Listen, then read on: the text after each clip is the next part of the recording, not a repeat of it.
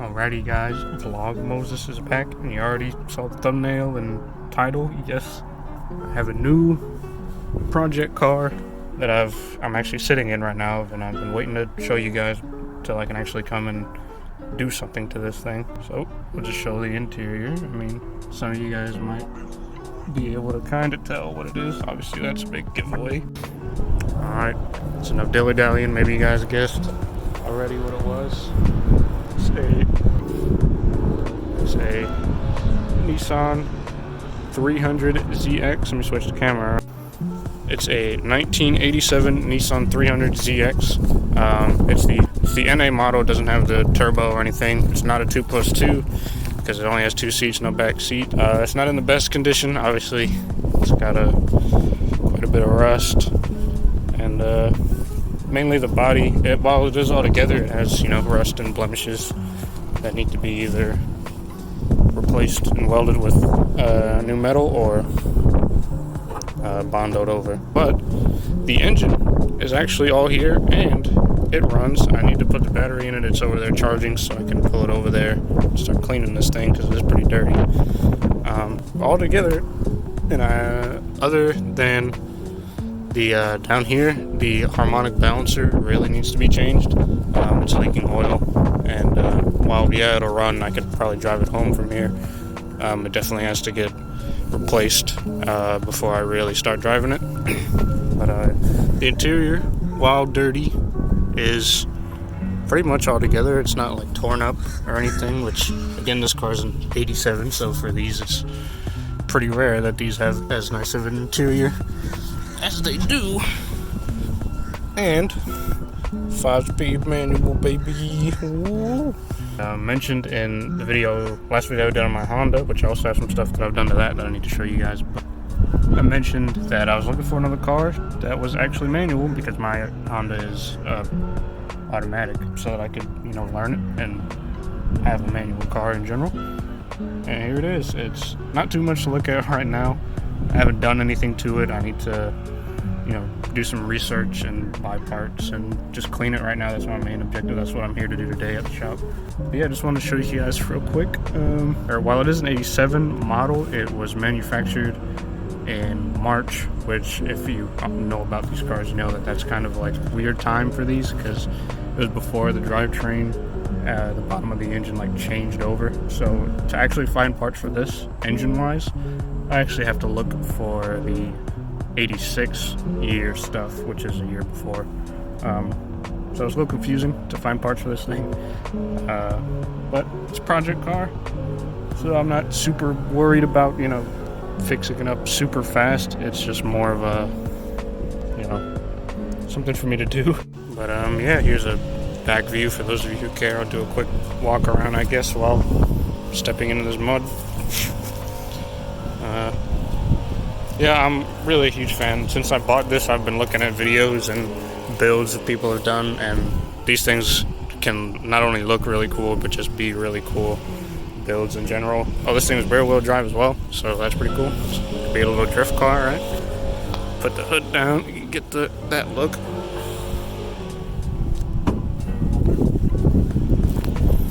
Yes, sir. So, showing you guys this, and you guys have a look at it now, kind of on the inside and outside as it's been sitting over here. 2 weeks later. Alrighty, it's really windy, so hopefully you guys can hear me. It's actually been a while since I've even gotten this car. Been about maybe 2 or 3 weeks. The 300, which I've yet to edit and upload the video, even showcasing this thing. But I have actually done a bit of work to it. But I believe I mentioned in the previous time I recorded that my balancer was bad, which was the main thing that was wrong with this car. But it's all good now. It actually wasn't the balancer itself.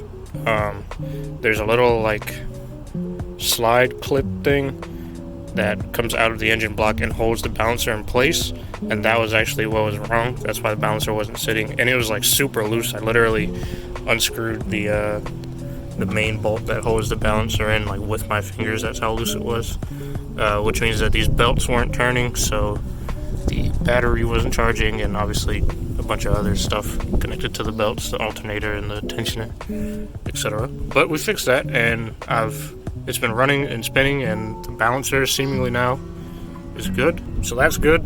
Now, the last main puzzle piece I really need is a new battery. This one is not even meant for this car, and it's pretty old and shot.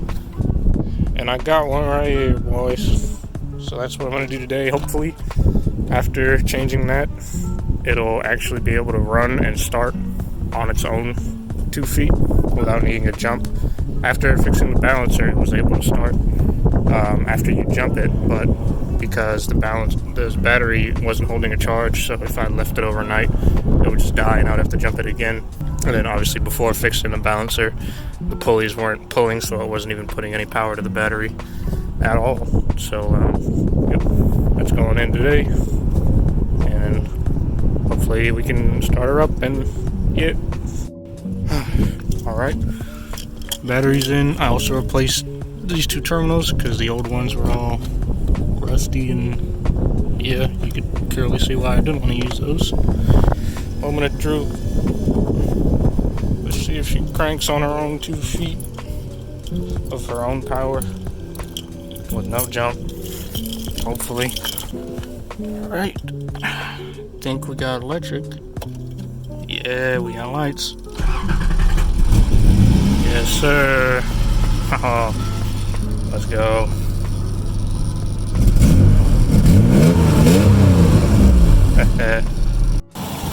She's sounding good, fellas. Hope you guys can hear me over the engine and the wind. Oh yeah. So now she runs pretty much as good as she will.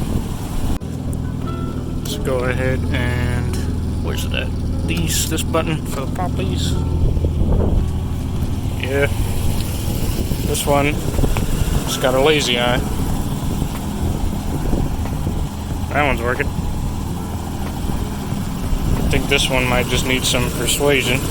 There it goes. Alright. There she is. So, gotta look at something here. Maybe it just needs to be greased. But, yeah.